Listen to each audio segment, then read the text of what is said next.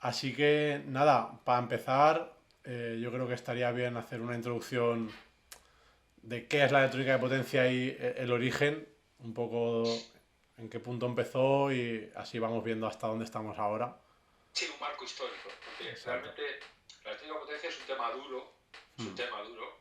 Yo te prometo que vas a tener, va a haber mucha gente este vídeo. Es un tema duro para hablar así a la gente normal de electrónica de potencia, así que necesita darle un poquitito de humor Hmm. y sobre todo un contexto histórico, porque son una serie de tecnologías que lo que buscan es realizar cambios en la forma en la que la energía eléctrica se nos presenta, que es corriente continua, corriente alterna. Corriente continua, la batería, si la tensión siempre es la misma, corriente alterna, la tensión oscila formando una sinusoide. Hmm. Todas las tecnologías y cambios de una a otra, que puede parecer algo raro al principio, son, por ejemplo, ahora el fundamento de todas las energías renovables, prácticamente todas las energías renovables. Pero todo tiene un origen ya en el siglo XIX, o cuando se empieza a experimentar con la energía eléctrica, se empieza a buscar aplicaciones. No se sabía en aquella época cuál de estas dos formas de energía eléctrica iba a ser la que iba a triunfar. Y no se sabía tampoco las aplicaciones.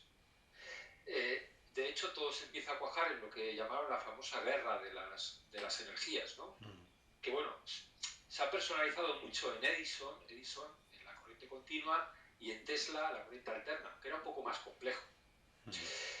Pero Edison era un ingeniero brillante, pero como hombre de negocios era un genio.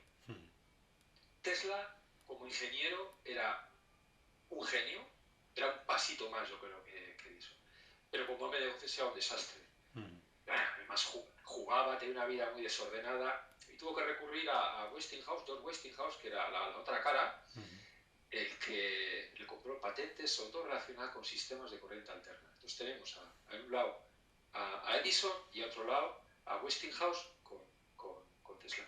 Si queréis saber de Westinghouse, yo recomiendo, no me están pagando, recomiendo ir a buscar Gisela Baños, que es una divulgadora muy famosa, es física, escritora, ciencia ficción, y es súper fan y explica muy bien la vida, porque Edison era un tipo que cruzaba demasiadas líneas rojas, era un poco capullo, vamos a decir. Y Westinghouse era un tipo, era todo lo contrario. Entonces, en esa especie de batalla se empieza a utilizar una y otra la energía. Sabemos que la distribución de energía de continua que utilizaba Edison pues fue un fracaso, evidentemente, y lo sigue siendo. Y en ese aspecto Tesla fue la adelantada. Y está muy relacionado la electrónica, el origen de la electrónica de potencia en el control de los motores, porque para poder controlar un motor eléctrico, no nos interesa enchufarlo y que se ponga a girar ahí a su velocidad nominal, nos interesa poder controlarlo. Porque ya en el siglo XIX las fábricas tenían máquinas de vapor para mover toda la maquinaria. Pero claro, era una máquina enorme, con un eje que iba por todo el techo y distribuyendo con poleas a todas la maquinaria interna. Pero curiosamente, las máquinas de vapor se podía regular muy bien la velocidad. Si vemos en las películas hay como un péndulo, a veces en películas antiguas, como un péndulo con tres bolitas que está girando, eso es un regulador de velocidad, porque todavía se emplean en algunas máquinas antiguas. Pero no se podía hacer en una máquina eléctrica, y eso era un problema. Tesla empieza a desarrollar ya patentes en lo que es el motor asíncrono, motor síncrono, motores de reluctancia, y empieza a abrir el juego a empezar a sustituir toda esa maquinaria por máquinas eléctricas. Pero hay un problema. ¿Cómo variamos la velocidad de un motor? Y la velocidad de un motor de corriente alterna es muy difícil de variar. Pero un motor de corriente continua, pues es muy simple. Porque nada más tenemos que variar la velocidad. En vez de la velocidad, variamos ya la tensión. Y en un motor de corriente alterna tenemos que variar la tensión y la frecuencia, lo cual es muy complicado. Así que nos vamos a tirar prácticamente todo el siglo utilizando motores de corriente continua, incluso todo el siglo XX, parte del siglo XX. Y la primera electrónica de potencia que surge, que se desarrolla, es en el año 1900, es un rectificador. Pero claro, en aquella época no había semiconductores, eran tubos de vacío, que se metían gases. También se desarrollaron elementos rectificadores a base de selenio. Y bueno, toda esa electrónica, vamos a decir, primitiva, electrónica de potencia, servía para realizar conversiones entre corriente continua y corriente alterna, realizar variaciones también de forma en la tensión y en la frecuencia, hasta que llega el gran descubrimiento del siglo XX, posiblemente es el mayor descubrimiento, que es esto, en el 48, ¿no? Fue tan importante la invención del transistor, transistor monolítico. Monolítico es que está en un cristal de semiconductor, que al tipo le dieron el premio Nobel, fue Schottky. Y a partir de ahí despega ya no solo la electrónica de potencia, sino toda la electrónica conocida. Los chips, por supuesto, microprocesadores y tal. Entonces seguimos durante parte del siglo XX utilizando electrónica de potencia que empieza a utilizarse ya semiconductores. Además de empezar, o sea, de seguir utilizando válvulas de vacío, bueno, y otro tipo de elementos, bueno, los rectificadores de selenio, se empieza a utilizar semiconductores. Y el transistor no es más que un elemento que es capaz de abrir y cerrar, como si fuera un interruptor, solo que no hay nada mecánico. Y también es capaz de funcionar como un amplificador. Pero bueno, eso en electrónica de potencia no es útil.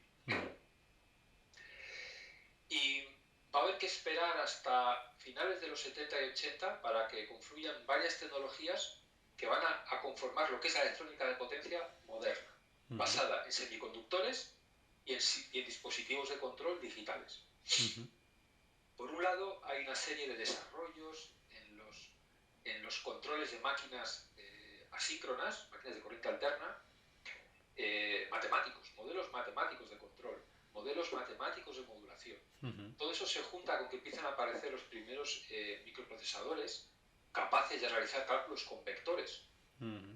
Porque aquí no se trata de sumar un número más otro, sino son vectores de corriente, vectores de tensión.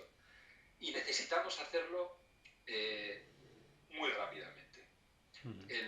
Uno de los fundadores de esta empresa, tuve la suerte de tener una conversación hace muchos años con él. Él fue uno de los que estuvo aquí hace 50 años y me dijo que el objetivo que tenía cuando empezaron eran 4 ingenieros, bueno, 3 ingenieros. Era poder resolver ese sistema de 6 ecuaciones con 6 incógnitas, que eran vectores, a tiempo real. Y una vez que lo consiguieron domar la máquina de corriente alterna, que es lo que nos ha generado lo que conocemos ya por electrónica de potencia moderna. Entonces hay esa unión entre modelos matemáticos, sistemas de control, procesadores, los DSP que llaman ahora fácilmente, y también la entrada de uno de los grandes semiconductores, que es el IGBT, que es un transistor bipolar de puerta aislada, que es el que da, ya había otros semiconductores controlados, pero es el que da, yo creo, el banderillazo de salida a lo que es la electrónica de potencia moderna. Y aquí estamos ahora mismo. Joder, espectacular la introducción, el marco histórico. Gracias, Antonio. Sí, al final ya sabemos que hoy en día todas las redes eléctricas funcionan en alterna. Al final se impuso la idea de Tesla. Pero también ahora tenemos pues el tema de todas las renovables que funcionan en continua, pero tienen que inyectar en las redes de alterna actuales.